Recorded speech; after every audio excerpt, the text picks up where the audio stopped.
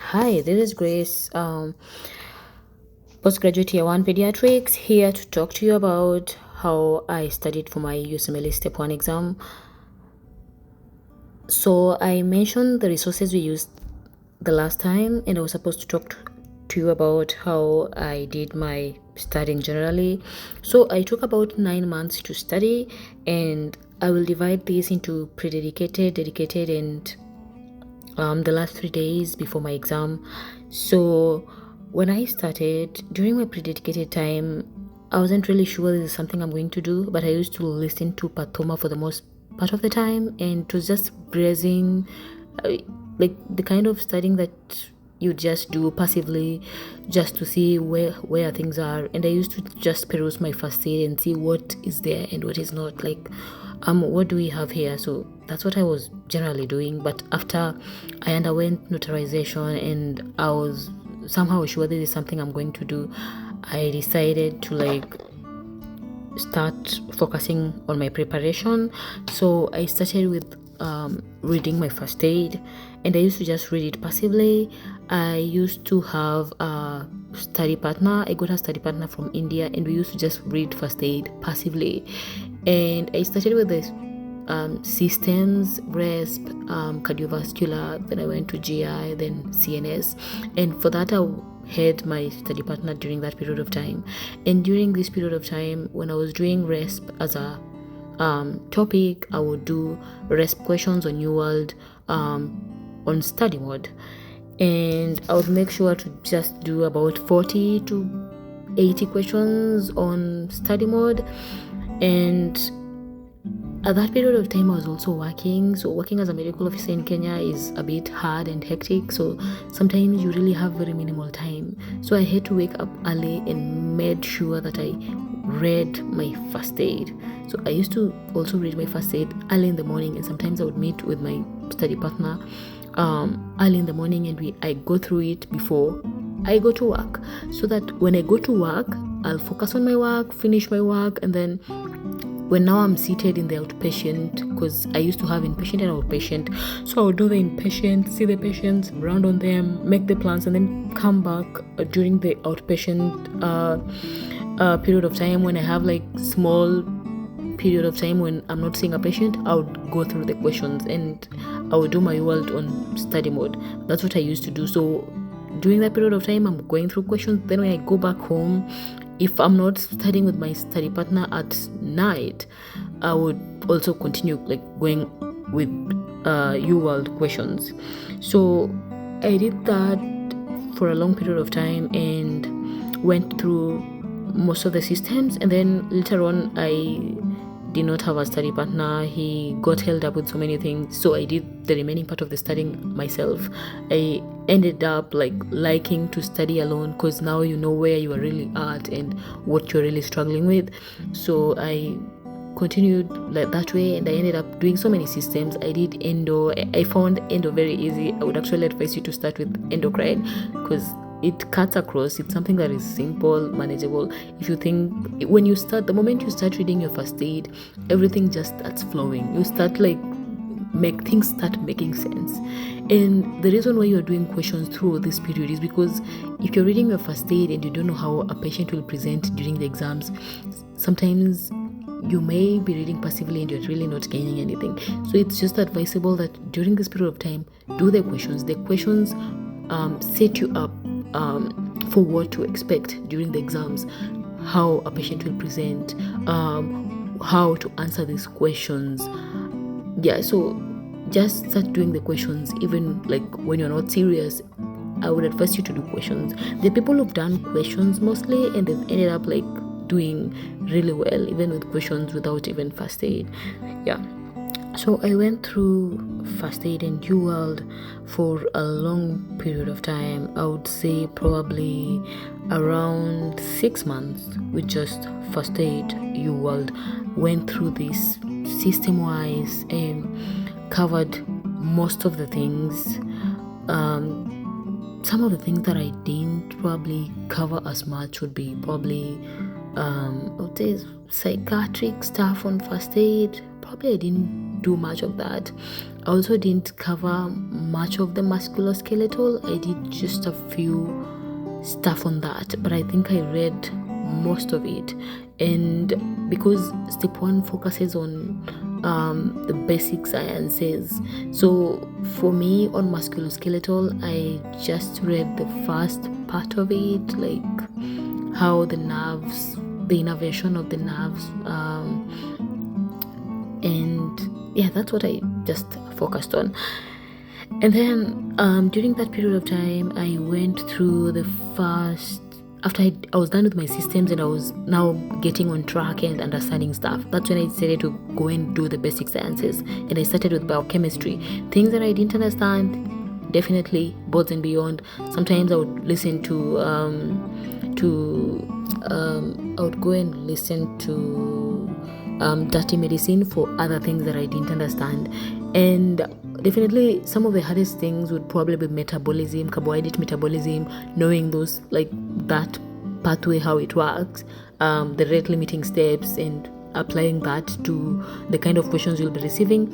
So that would probably be the hardest part. But I think genetics was not as hard, as long as when it sticks, it actually sticks, and you'll be able to apply it in different questions. If you don't understand, boards and beyond always. Then I went through microbiology. I also went through the first aid bit on pathology. There's just a lot of good things there. I think you should just go through it. Then pharmacology.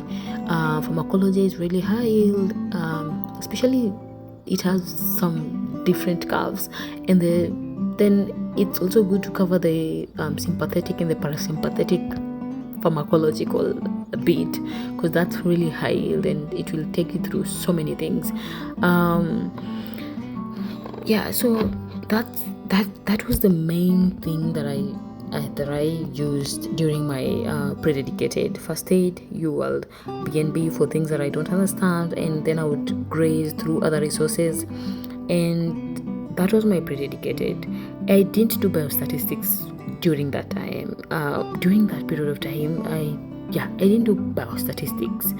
I saved biostatistics for the last because I knew this is hard and I wouldn't be able to make sense of it really early. I wanted to go to the exam when it was really fresh in my mind. And during the pre-dedicated period of time, I also did some self-assessments. One by Lecturio in February, and I scored a 231, and then one with Ambos around the same time in February, and I think I also scored more than 220 or something. I don't really remember well. Also during the weekends, I would take my time. I don't know why I got this old NBME stuffs, NBME 1, 2. They're really old, but just to know that I am on track, I used to do them. And I noted that anytime that I went through a topic or a system and I went through it completely really well, I would not fail a question in the old NBMEs that came on that topic. So for instance, the day I covered microbiology and I knew my microbiology really well, when I went to do my NBME questions, I never failed that particular question in the assessment. So that's what I did. And when I did these questions, 200 questions over the weekend, I would revise it during the weekend, and for the others that were pending, I would do them during the week, and then I would just continue with the UWorld first aid. And then now when I was sure my exam is set, I was told that's around April, because I wasn't sure. My certificates and my transcripts had not been certified, I guess, by my school or something. So I had really waited for a long time and I hadn't gotten any feedback.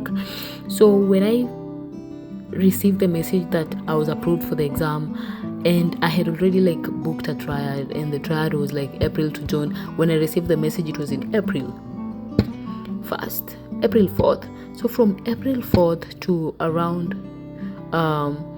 June, yes, that was my dedicated time. I kept my first aid aside. I wasn't reading the first aid, just to confirm a few things once in a while, but I wasn't really reading first aid during that period of time. I was only doing U World, and it was timed mode, U World. Initially, when I started, you'd probably start with very few questions, but then when you continue, you'll be able to do like 40 to 60 questions during the day. You can start with 20 and see how you're tolerating that, but then you need to increase that to around 40 questions every single day. 40 to 60 questions every single day. And then for the topics that I knew I was struggling with, from my perspective now, like I was struggling with CVS, I was struggling with CNS, neuroanatomy and stuff. So I had a block specifically for that. I would do a block on CVS, do a block on CNS, or just mix a few things. Sometimes I would overlap, like if I did GI 20 questions and then you overlap with like CVS, probably another 20 questions that way. So you're able to like focus on things that also you are not really good at, and you end up like perfecting them, and now you're good to go. So the other thing I did during my dedicated study time was the NBMEs, which was 27 to around 29, and I scored above a 69% and I guess a 71 and a 73% during that period of time. And then I took an off for the last 20 days so that I could be able to focus on my preparation. And during that 20 days, I think I didn't focus so much on the U world, because I felt like sometimes you can really be confused. But I guess I did the self-assessment too again during that period of time, and I guess I scored above a 243. I did NBMEs 30 and 31 during that time and went through them. And when you're doing your NBMEs, just make sure you read the answer choices, because they are really high-yield and they twist the questions just from that, because those are the things that need to be tested during the exam. So it may still be the same question but twisted. And also, as I was drawing closer to the exam, I did Pathoma chapters 1, 2, 3, and I think I did Pathoma for the last like 3 days before my exam.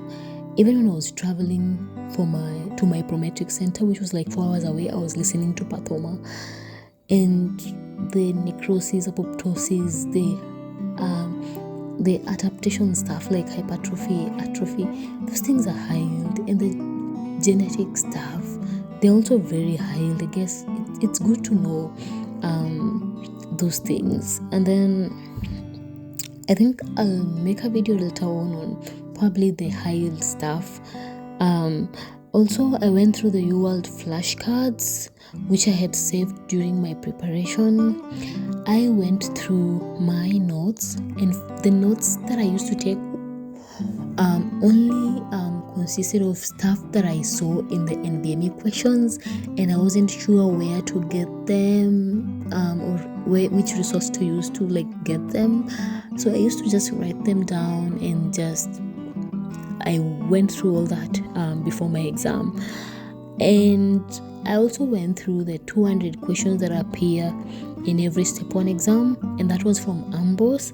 It just consisted of concepts that you expect to find in the USMLE step 1 exam, and you just go through it so that you are familiar with the things you expect to see, so that things don't just catch you unawares. So just make sure you go through that. And I guess that's it. I guess the other thing, I went through a few videos, maybe for dirty medicine, I went through dyslipidemias just to remind me on that. And then I went through free 120.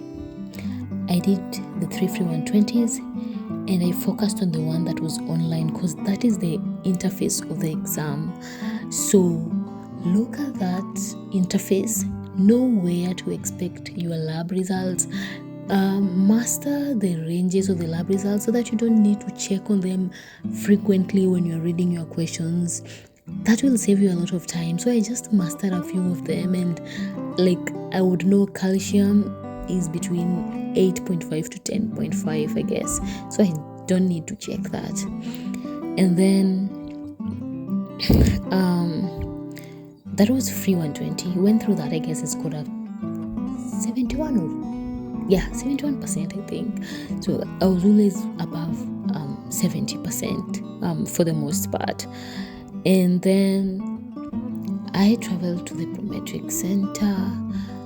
The kind of person who really gets anxious during the exams.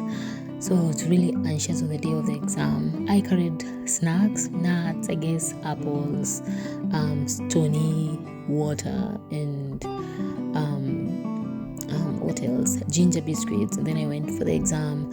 Did 2 blocks, took a break, 2 blocks a break, and then during that break time, that was my lunch. It was longer because probably 15 to 20 minutes of break time, and then I came back, did 2 hours again, and then went for a break, and then came and did the 1 block.